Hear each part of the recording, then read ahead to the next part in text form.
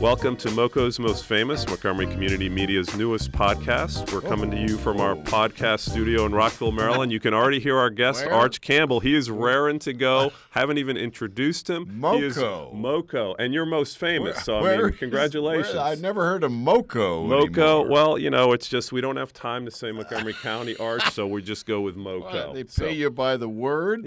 J-Lo. We don't have time to say Jennifer Lopez, so we're just shortening things up to save some time so we can get other things done.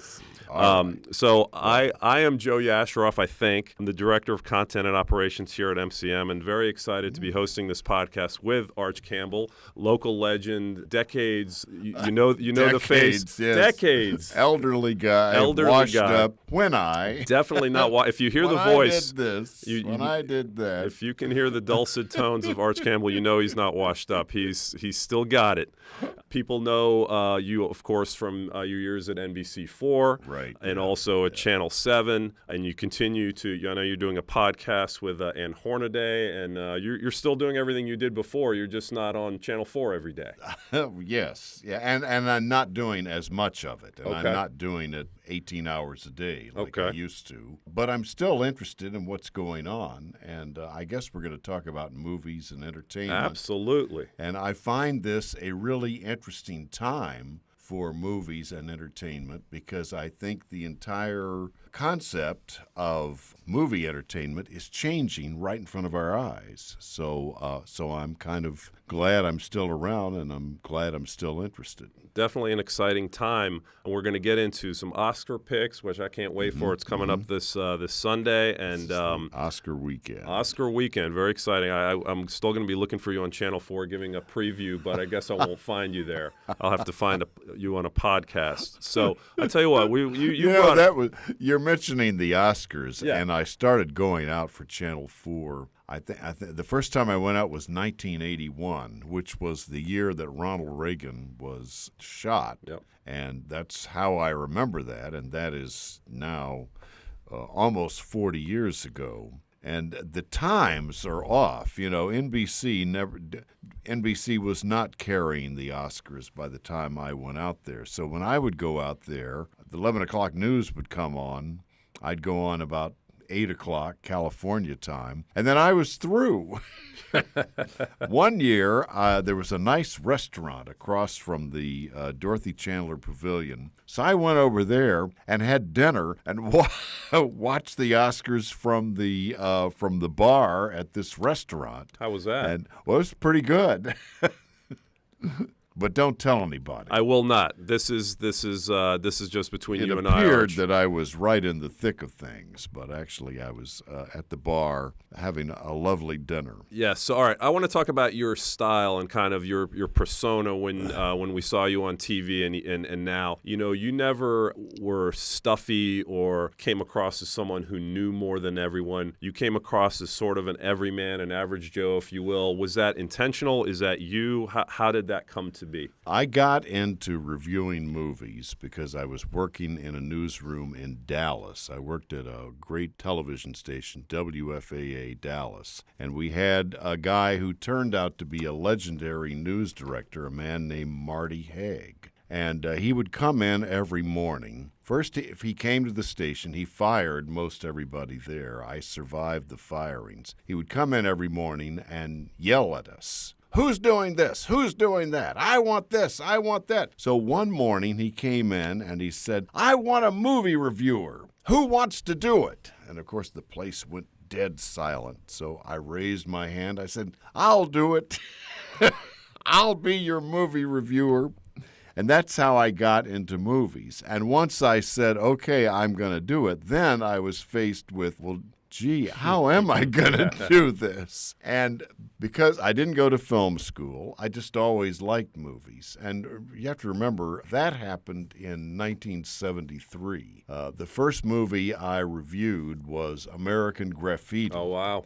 Which was a good way to start. Sure. So I decided I can't pass myself off as an expert, so I will become the average guy. I'll be the average person, and I'll talk about how I liked a movie in the same manner I would talk about it with you if we'd gone together. Sure. And then I decided you need more than that, so you need like 3 criteria. So I came up with, does the movie deliver what it promised you? You know, why did you want to see it? Well, I want to see it because of this. Did it do it? Is it entertaining, and is it worth the money? Interestingly, first it was worth. Is it worth the $2? $2. Then is it worth the $5? Is it worth the $10? Sure. Now I guess a movie ticket is up to $15. Yeah, it's unbelievable. So that's how I got into movies, because I answered a call by a guy who was screaming at us, and that's where it came from. Just, I want to be the average guy. Right. Consultants will probably tell you that people don't like movie reviews because people go and say, hey, I thought that was pretty good. And then they'll read a review, or particularly criticism, and somebody will rip it apart. And often people are thinking, did we even see the same thing? Sure. So that broad average guy thing served me well, especially in the days when I was in television news, because now we have a couple of young guys in here, an observer and an engineer. Both of those guys look like they're maybe in their 30s. It's hard to believe that 40 years ago there were only 3 networks. Mm-hmm. And that's all you had to watch when you went to TV. And 30 or 40 years ago, if you wanted to see a movie, you had to go to the theater. And movies would play in theaters 3 months, 4 months, sometimes up to a year. Well, then the VCR came along, and then the internet revolution came along, and then streaming came along, and now you have access to films from a lot of different places. Are you surprised? Sorry to interrupt, but are you surprised that people still go to the movies? It's so easy to, whether it's Netflix or Amazon or whatever streaming service, that people still actually go to the movies? I like going to the movies. Oh, I do too. You get out of the house, yep, and you get a communal experience. Sure. And you get the experience of other people's reactions as you watch. If you watch a Mel Brooks film now, even if you watch Blazing Saddles or Young Frankenstein, you'll notice that their pace is kind of slow, mm-hmm, because he would leave room for the laughs in the theater. So, goodness, what knockers! Thank you, Dr. Frankenstein. Terry Garr, I believe, then, right? A little pause, and then they'd go on to the next thing. And it was because he was making room for the laughs in the theater. Sure. I mean, there were things in Blazing Saddles that you couldn't do today. We won't say what they are right now, but there's some words and themes that you could not do today. So I love the idea of going to a theater, but mm-hmm, as I mentioned at the top of this, I believe the world is changing very slowly and very gradually and very surely right in front of our eyes. And the availability of streaming media and the quality of the material on Netflix and HBO and the other services is so good, right, that it's clear going to the movies is going to be more unusual in the sure, future than it is now. And, the world changes and you go with it. And interesting, Roma was released on Netflix Exactly. and at the theater simultaneously. And what did you think of that phenomenon? A couple of years ago, or maybe last year, Netflix had Mudbound, mm-hmm, yep, which was a beautifully done, high-quality production, and didn't get the attention it deserved because people in the industry said, that's Netflix, right, that's streaming. Roma, which I saw in the theater first I went to the Middleburg Film Festival, and they showed it. It is designed for the big screen. It's a triumph of cinematography. They get shots in there and do things in there that I've never seen in a film. But their idea is yeah, we belong in a theater, but if we were in a theater, we wouldn't get into Tulsa, Oklahoma, or, little towns across America. We'd get in, the top 20 cities, and that's it. And this year, I believe that Roma will be selected as Best Picture. I think you're and right. It's a breakthrough. It is the best picture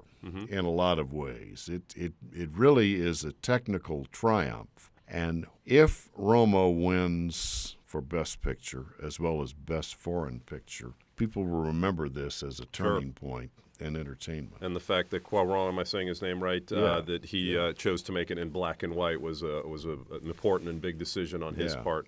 So I saw both. I saw Roma on the small screen and the big screen, and couldn't agree more that it's definitely made for the big screen. I also saw Bohemian Rhapsody first on a small screen, and I didn't love it. And I loved Queen, and I loved those kind of movies. Didn't like it. And then I saw it on the big screen a couple of nights ago. Completely different, and I really liked it. And how was the audience reaction? Well, the audience reaction at home was the same as mine, my family, and none of them liked it. That's it? Yeah, but when we saw it at the movies, everyone loved it. So, that goes to show that some movies are really designed for the big screen. I think people didn't expect a lot from Bohemian Rhapsody. They didn't expect it to be an award winner. And it's a by-the-numbers movie biography. It's not like, it's possibly not the most creative story ever told, but the passion which Rami Malek plays Freddie Mercury and the teeth. Oh, yeah, the teeth. Teeth alone. He already has an overbite, but they give him even more of an overbite. And then the finale, the 20-minute recreation of Live Aid, is just so rich. It is. That it's it's an exhilarating experience. And even when you walk out and you think, well, that's your normal movie biography, there's something about that performance that you can't ignore. Right. I saw on your website you gave it 3 stars, 3.5 stars, and you called it irresistible but cliched, which I thought was very, very apt. Yeah. And, I think he's going to win Best Actor. Do you really? Yeah. Did you watch Mr. Robot? Yes, I did. I thought that was pretty cool. And before that, he played a terrorist, I believe, on not Homeland, on 24, the Jack Bauer show. So he can act, and I just wasn't sure that he or anyone could pull off Freddie Mercury. That was a once very unique individual, and he pulled it off. So he did. But in terms of actor, so you're picking Malek over Christian Bale, who became Dick Cheney in Velvet. And that's I'm surprised a lot of people don't like the movie Vice, and I don't know if it falls along political lines or just what. I thought it was an okay story with an extraordinary performance. Christian Bale. It's eerie. He's so good in the part. He's so much like Cheney. And I thought he might win, but there seems to be a move toward Rami Malek. I say a move, as if I'm out there and know what they're thinking. Nobody knows what they're thinking. But the other awards that have been nominated, that have been given to Rami Malek, indicate that he's maybe the guy. SAG and BAFTAs, and maybe all these awards. SAG, and actors vote for actors, right? And so when he gets the SAG award, that's his audience. All right, we're going to take a step away from movies for a second. I thought we had a commercial break. No, not commercial. You have commercials on this? We do actually. Oh, you'll sell commercials? Well, I don't know if we're selling them, but we're promoting Montgomery Community Media. So well, that's good. But we're not going to step away for commercial yet. But we are going to talk about Montgomery County, though. You're a long-time Montgomery County resident. Actually, I moved in the county in 1977. Wow. So that is 23. That's 42 years. 42 years. So what about Montgomery County do you like? I like the trees. I like the way it looks. I like the things that are in the county. I like the shops. I like the little mom and pop places. I like the golf courses. I like Connecticut Avenue and Wisconsin Avenue, and I like that you can drive all the way up to South Mountain and you're still in the county. And I like that I can take a 1-mile walk where I live, and suddenly I'm in D.C., and, I like it, and I like it up here. I grew up in Texas. I'm a native Texan. Not just a native, I'm like a fourth-generation Texan. I think no accent, though. I had a really good teacher in high school and junior college. But I think my great-grandfather was brought to Texas from Illinois, and that they arrived right after statehood in 1845. Wow. And when you grow up in Texas, they drill into you, this is the best place. Why would you leave? I was working in Dallas, and I got the offer to come up here to D.C., and a guy I worked with grabs me by the collar, and he says, come outside, and we go out in front of the station. He says, look at that sky. You'll never see a sky like that again. You'll be sorry. And so I thought I'd live in D.C. 3 years, and I've been up here since 1974, so that's 45. Wow. And it's nice up here. So do you consider yourself a Marylander, or do you always consider yourself a Texan who moved to Maryland? Well, once you have lived outside of the state longer than you live in it, right? Your certificate goes to like second class. Right. Did you like my Barbara Walters question there? That was a pretty hard-hitting question right there, I like Arch. that. That was very good. I like that. But, I still have roots down there. I still have friends I went to high school with, and I still go back a couple of times a year. But I don't think I'll move back. I like it here. Favorite hangout in Montgomery County? Oh, let's see. It used to be the Hard Times Cafe in Rockville. I'm not sure they're there anymore. I think it was moved to I don't know if it moved to Bethesda, but I know there was one in Bethesda, and there was one out in Rockville. The one in Rockville was great. So for a Texan to like that, that's saying a lot, because I'm sure your tastes in Tex-Mex and that kind of food is probably, you're a tough critic, I would imagine. Yeah, I am. So that's one of them. I like Montgomery Mall. I go to Montgomery Mall a lot.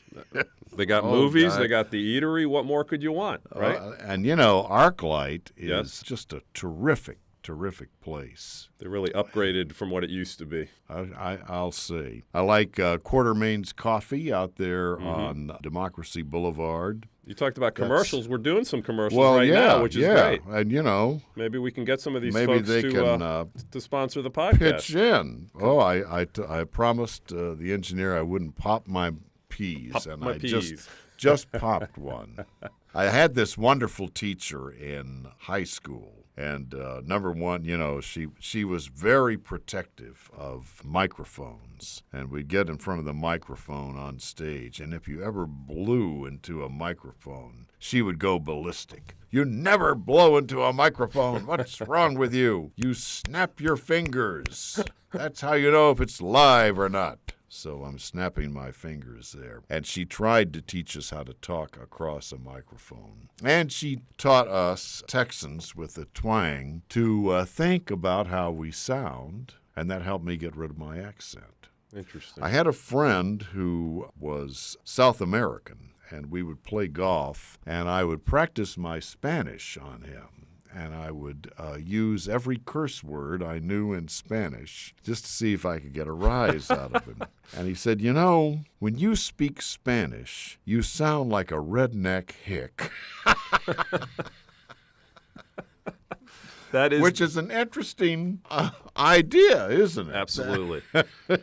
I'm just glad you're laughing, because that is one of your signatures, and I used to tune in to get the reviews, but also to hear your laugh, because the joy you brought, and I'm not just saying this, you brought and bring a lot of joy to whatever you're doing, and I think that's probably also one of your things, one of your signatures. Well, I've been thinking about that. I mean, I laughed because I was nervous, and that covered my nerves and my anxiety. The 11 o'clock news on Channel 4, really, if I'm ever going to be remembered for anything. And you will. I hate to tell you, but I've been off of that for 12 years. It's amazing. But it had program flow. You started with Jim Vance doing the news, and it never really gelled until he finally was partnered with Doreen Gensler. For many years, we were all men on there. There was a great guy, Dave Marish. Yep, with a beard. Who was, he had worked in New York and had done the news, smoking a cigar in the WCBS newsroom, and then he went to NBC, and then he came to D.C. He was also a sports guy. So it was him and Vance, and then Bob Ryan and George Michael, and then me. And we did need some gender balance. So Doreen, the first night she was there, Vance and George Michael started talking about something, and she took exception to what George said. Wait a minute, you can't say that. And so she jumped right in.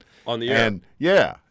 And and shut George up, which was not easy to do. No. And by staking her claim, not to be one of the guys, but the claim was, I'm going to be an equal out here, and you will accept me as an equal. And that gelled it. So talking about program flow, you had Vance and Doreen, and then Bob Ryan, who continues to be my dear friend and a very, very funny guy, and then George. And so by the time I got out there, I had to do something that held their attention. And I had to do something that they could relate to and understand. And because I was playing for that inner office audience, it kept me broad. It kept me average guy. And that helped. And the program flow helped. And really, the mix of people and the characters, it made all of us better. And that's what made it memorable. Absolutely. Somebody told me many years ago, maybe 25 years ago, it was a woman I worked for, and she said, in the future, newscasts will be determined by story rather than by segment. We were segments. There was a news segment, there was a weather segment, sports segment, entertainment segment, and of course she was right. And that is what you see now. They'll get on a story and they'll drag it out, and the story is reported as it develops, as opposed to back then when the news was over and we were telling you what happened. Now news is telling you what is happening. And that's different. I like the way we used to do it. And then after me, you got Johnny Carson. Yeah. And later Leno. Right. But Carson. And so, we started serious and kind of worked our way down. And then I was the last laugh. Right. Leave him laughing. And then to Carson. Yeah. So it was... Up until 92, 93 with Carson. Yeah. No, those were great memories. All right, so hold your thought, Arch. A lot more great stories from the great Arch Campbell. Hold your nose. Hold your nose. We're going to get into more Oscar picks. I want to talk about some Oscar snubs. I want to talk about your hats. And by the way, you can't see this because we're not on TV, but Arch is wearing a hat. But it's not one of the familiar fedoras. I'd like to know why I'm wearing a hat? No, I've got my headphones. Anyway, we'll be back after a quick message. Stay tuned.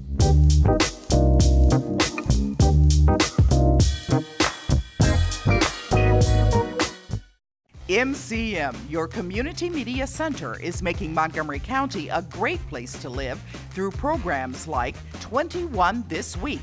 Montgomery County's hardest-hitting political talk show keeps you up to date with the local political scene. Montgomery Community Media. Our middle name is Community.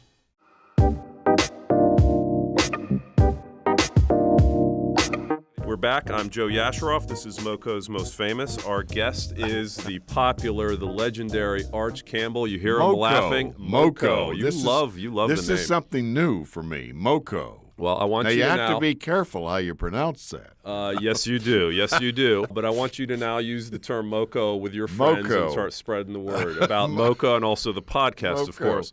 All right, you were talking about Hello, MoCo. Hello, MoCo. You were talking about Jim Vance, Doreen Gensler, George Michael, Bob Ryan, legendary, and your son. You were the fifth Beatle. Right, I was. I was say. the fifth wheel. Not the fifth wheel, but the fifth Beatle.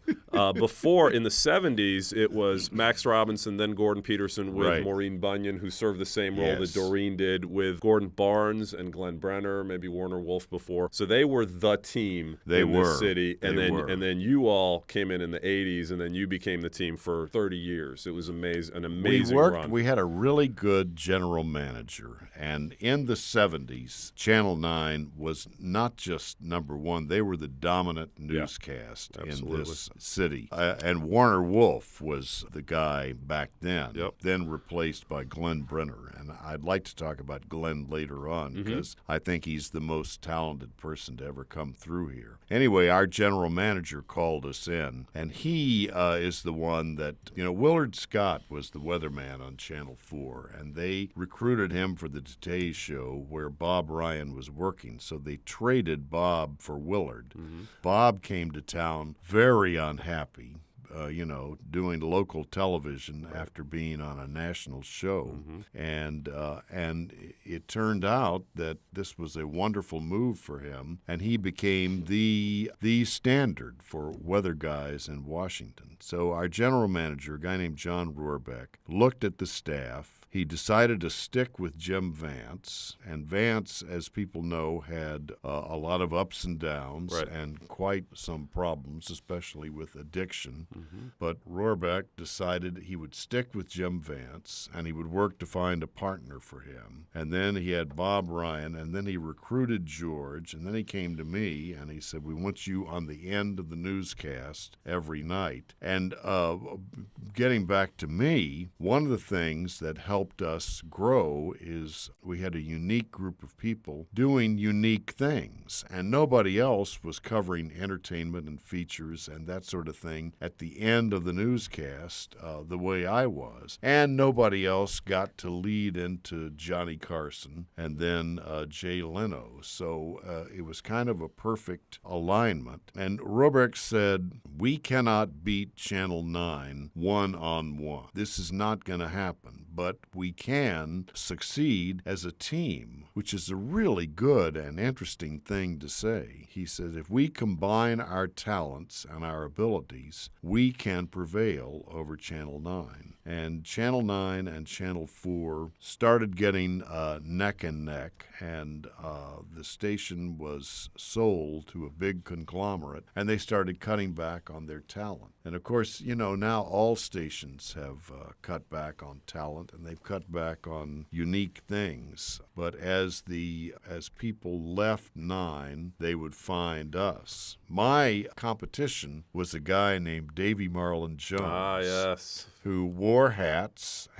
He was sort of doing a Gene Shalit imitation on the local news. He was a theatrical director and ran a theater company. Dressed outrageously, like did magic. Father Guido Sarducci kind of looked exactly, like. Yes, exactly. Yes. Well, in the late 80s, they let him go. And in the early 80s, I started competing with him. And my way to compete with him was, I'm going to make sure you know what I think at the end of the review. I'm going to give it a rating, because Davey would talk, throw things up in the air, and nobody knew if he liked it or not.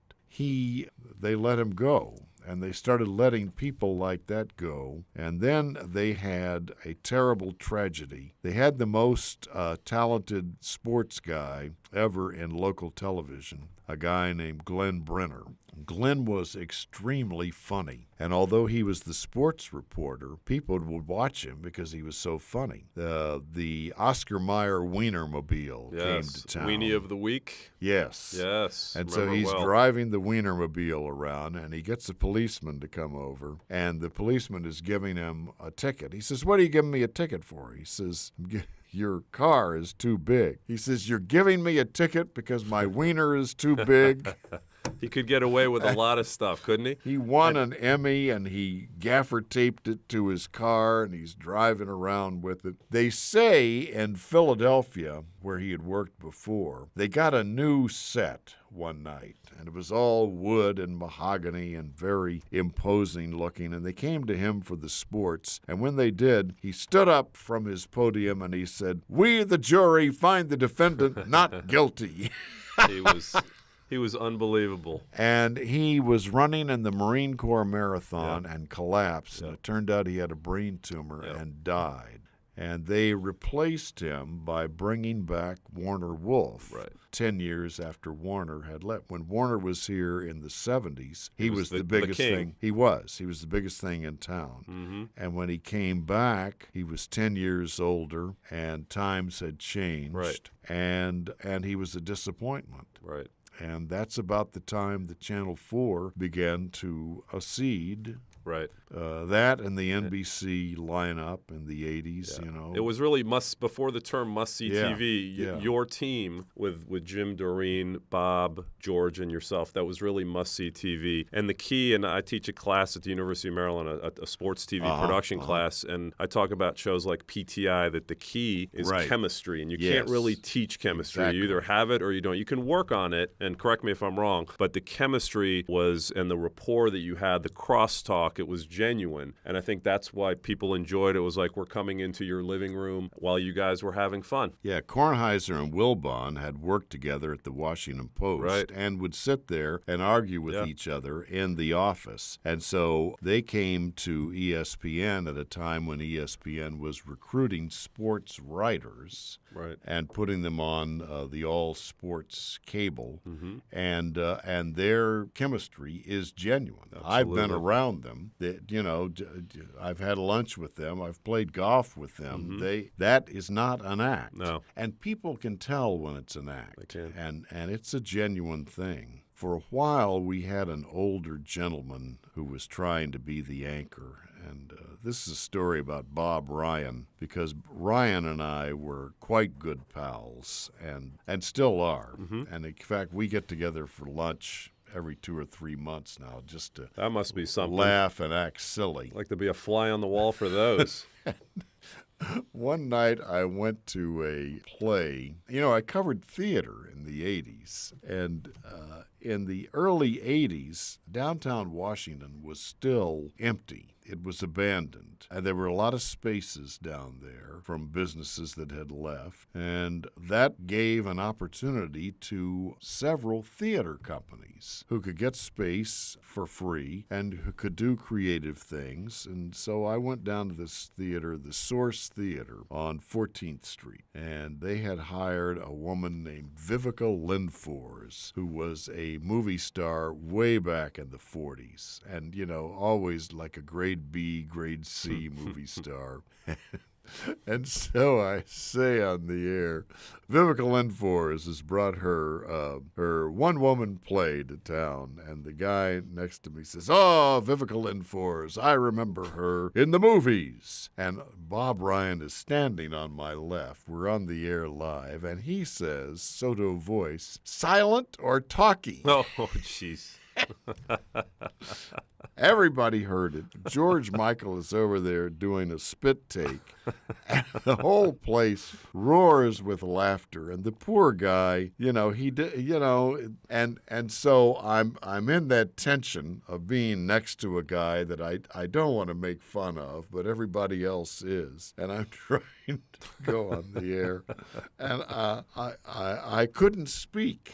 And those kind of events happened night after night after night. All right, we got to get into some other things because your wife's going to get mad at us because you're not going to be home by dark. So I want to talk about what's that? Is this a 24-hour podcast? Yes. All right, the hats. One of your signatures was the fedoras. First of all, how many fedoras do you own? I still own 6. That's I own it? 3, straw ones, and 3 felt. I would have guessed dozens. Just 6, because I go through them, I edit them out, and then I've got 2 or 3 caps. Okay. I saw a cousin, and his father had come to visit my parents in San Antonio way back in the 40s, and he said, I think you should have this. He hands me a hat box, and there is a Panama hat in it, literally from Panama. And my uncle had bought it at a downtown department store in San Antonio. He says, this is a San Antonio hat. So I had to go downtown because I think it was when they were holding hearings on Bill Clinton and Monica Lewinsky. And there was, I think some of that was in a courthouse. And there was it was one of those big media scrims. So they sent me down there one day, and it was summer and hot. And I said, I'm going to be standing around in the sun. I'm going to wear this hat. So I put the hat on, and everybody says, oh, my God, that hat looks so good. And this happened coincidentally. At the time, my hair was thinning and thinning and thinning. As a young guy, I had a head of hair, and occasionally I'd wear a driving cap, and my hair would stick straight out, and I'd look ridiculous. But as that ceased to be a problem, the hats worked, and so I started wearing them. And it became your thing, or one of your things. And it's one of those things I just stumbled into. All right, I want to talk about Oscar snubs. I'm fired up about one in particular, and you might not guess what the one is, but go ahead. You're ready to go. The one I'm most fired up about is If Beale Street Could Talk, which they nominated Regina King for Best Supporting Actress, but it really deserved to be a Best Picture this year, and I don't know how it got left out. And because they could go up to 10 movies. So why? There's no reason. I mean, the other categories, you can only do 5, so I can understand why somebody would be left out. But they only had 8 in the Best Picture, so how does that movie not get nominated? And of the 8, for instance, Vice, a lot of people are surprised that's among the 8. There's no rhyme or reason. I came on here talking about how things are changing. And the value of an Oscar seems to be diminishing as we watch that show year after year. The fact, that 2 years ago they got it mixed up and gave it to the wrong movie. Right. It was Moonlight and La La Land. Right. That was unbelievable. And, that alone is like a knock in the armor. Yep. And then last year that they gave it to The Shape of Water. A lot of people didn't like that. Highly unusual. Yeah, people didn't. Some people didn't get that one. The Shape of Water. A lot of people are just shrug their shoulders and like, what the hell is that? And now this year, the ABC is cracking down on them because on who? On the Motion Picture Academy and the people who produce the broadcast because the ratings keep falling off. Yes, they do. And the ratings keep falling because the Golden Globes actually put on a better show and do it in less than 3 hours. And so they've been told they have to change. Every change they make, there's a blowback, and so they say, okay, we're not going to do that after all. We'll have the most popular movie. No, what a bad idea. Okay, we won't have it. We're not going to give editing and cinematography on the air. Right. Well, that's what movies are about. Oh, okay. Well, we'll do them anyway. It's a mess. And I understand they're going to have like sports and Jose Andres, the chef. Yeah, he's going to give an Oscar. They're going outside of their lane. Right. And it's like, I want to slap them. I just want to slap them. All right. Well, hopefully next year you can be executive producer. All right. I want to get back to the snubs. Right. So one of the other snubs I felt, not just me, but Bradley Cooper for director. How does he not get nominated for Best Director? In the history of the Oscars, you had Kevin Costner doing the same thing with Dances with Wolves. Right. And it just looked like a sure thing for Bradley Cooper. They didn't do it. I thought A Star Is Born was going to be more of a contender. I did too. I still think it'll win some awards, but I wouldn't be surprised if it doesn't win anything. Really? Yeah. Okay. Yeah. That'll be surprising and disappointing. Right. So my biggest beef, my biggest snub is in the documentary feature. The movie I thought should win didn't even get nominated. Yeah. Mr. Rogers. How does that not get nominated? It beats me. I do not know. I don't understand. I need answers, Arch. I need answers. Free Solo, they seem to think is going to be the one. I really liked a documentary called Three Identical Strangers. I don't even know if it got nominated. I don't think it did. CNN just ran it a couple of weeks ago. That is, that's quite a story. That's Three Identical Strangers. Watch that. That's really worth seeing. Other snubs: Ryan Coogler, director of Black Panther, perhaps. Right, Michael B. Jordan, actor. So there's a bunch. There's always going to be, if you have only 5 nominees, there's always going to be 1 or 2 that people want in there. The 10 thing, the movie and the documentary. I don't get the documentary thing. I don't either. I don't understand. All right, let's do some quick picks here. Oh, okay. All right, so best picture. I know you've done this on your website. I'm going for Roma. Okay, now should win and will win, basically? Should win. I think will win. Yep. I would be interested if there's an upset in Best Picture. I really do like Green Book. Yeah. And Green Book, I think, has massive goodwill from those who see it. It is a standard issue black guy, white guy movie. Buddy flick, and this is a time beyond that. And I wouldn't be surprised if Bohemian Rhapsody Best wins movie? Because, if the votes are split. I think Roma has got it. I agree. It would be nice to see Black Panther or Agreed. Black Klansman. Yes, both were excellent. And, Spike Lee really deserves an award. Yeah, how does he not ever get I didn't realize until... Do the Right Thing right. is just... And Malcolm X and... Malcolm X is the one that I really remember as an epic that is kind of underappreciated. Totally agree. And I'm shocked that he had never been nominated before. All right, Best Director, no-brainer for Alfonso Cuarón? Yeah. Okay, I agree with you on that one. I can't even see anyone being close. Best Actor? Although, it would be nice if Spike Lee... Yeah, that's true. That's true. And there's sentiment for him, but I think it's Cuarón. Best Actor, you talked about Rami Malek. Yeah. Think, I don't know, Christian Bale, people love him, and he just becomes whoever he plays, a la Robert De Niro. But I wouldn't have a problem with Rami Malek winning either. Best Actress has to be the no-brainer of the night, Glenn right? Close. Has to be, correct? Yes. I really admired Melissa McCarthy in Can You Ever Forgive Me? Totally agree. And I thought Lady Gaga had a leg up because of her, the kind of star she is. I didn't think she was a very good actress. Oh, you didn't? I thought she was very natural. I thought she was a great singer. Being an actress. Yeah. Okay. All right. Best Supporting Actor, Mahershala Ali. Yes. Although there's a guy named Richard E. Grant who was in excellent. The Melissa McCarthy movie, Can You Ever Forgive Me? And there's a lot of sentiment for him. And Sam Elliott was, Sam Elliott's being Sam Elliott, right. but he was excellent in this. Meat, it's what's for dinner. Meat, shut up and eat it. Meat, I'm going to punch you in the mouth. All right, so you're going with Ali. By the way, yeah. did you know that Ali played basketball in college and was a pretty decent player at St. Mary's? Oh, I did not know that. I just saw some video today on Twitter of him. I knew he played, but I had never seen video, and he was a pretty good player. Not a superstar, but pretty good. Supporting actress, feel strongly about Regina King? Yes, I do. Yes, I do. I would be shocked. I agree. If somebody else wins that. All right, director. We said Cuarón. And then animated. I feel really strongly about Spider-Man. Yeah, I thought that was a next level animated. Isle of Dogs with Wes Anderson. I thought stunk.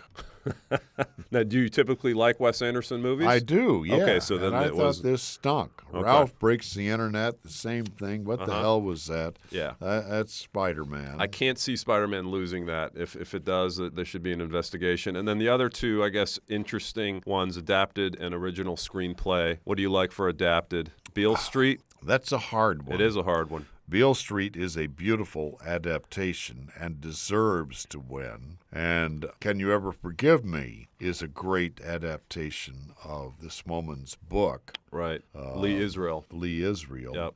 Melissa McCarthy was incredible. I mean, for people who think of her just as a clown and a comedic actress, she was excellent in this movie. I'm just going to guess Beale Street. Okay. But it could be Black Klansman out of sentiment. Right. And that was a nice adaptation. It was. An original screenplay, Roma has to win, right? Yeah. I don't know how it can't. Could it be Green Book? Yeah. All right. So what about no host this year? It's not unprecedented, but it's not very common either. So we know what happened with Kevin Hart. What do you think about the decision to not replace him and to go, quote unquote, hostless? I think it stinks. Okay. I think Did they wimp out? I think it's another example of the Television Academy, the Motion Picture Academy, just stumbling all over themselves. And they are so difficult to work for that this is the result of it. You know, they had David Letterman, and everybody defamed Letterman. Uma Oprah. And Letterman was the perfect guy. And then the last couple of years, I like Jimmy Kimmel. I think he's really good as a new generation late night guy. But Billy Crystal's the king, right? With all the opening Kimmel sequence. was doing David Letterman's act from 20 years ago. And I think one good thing about the lack of a host is they don't need those bits. They don't need walking civilians into a movie theater and putting them on the Oscars.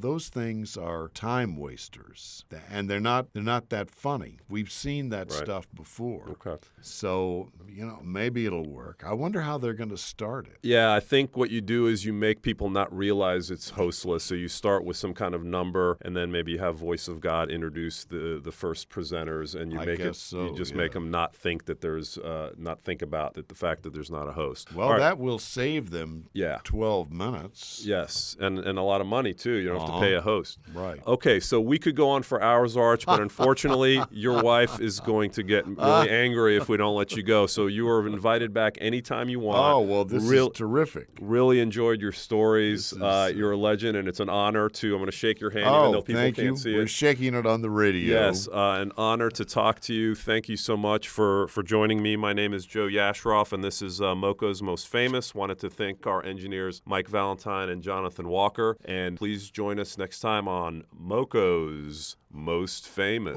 Who's coming next? I don't know. I wish I knew that. I think Doug Kammerer.